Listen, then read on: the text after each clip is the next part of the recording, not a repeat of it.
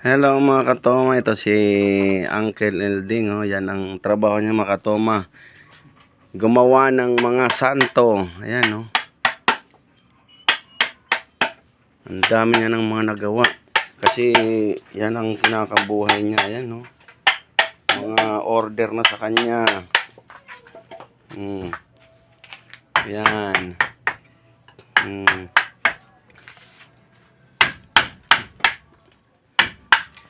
Magaling gumawa yan mga katoma. Baka gusto nyo magpagawa ng mga santo, kahit semento, mga ang tawag nun, yung altar ba yun? Yung sa garden.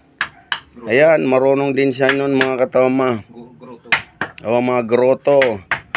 Ayan, kung gusto nyo kontakin si Uncle Elding, pwede nyo po akong i-PM. Pwede nyo rin po siyang i-PM sa Ding Cuenca Herrera. Ayan, no? Magaling yan mga katoma. Dami niyang mga gamit. Kompleto siya sa gamit.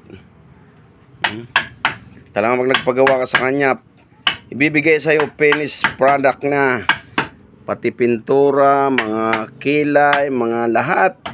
Gusto mo ivory? May ivory pa nun eh, oh. Meron pa, mahal na. Oh, mahal na ba? Yun.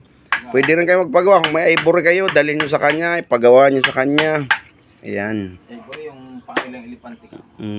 Pang elepanteng ivory, ha? Baka Pangil. yung pangil. Ayan, muli mga katoma. Order na!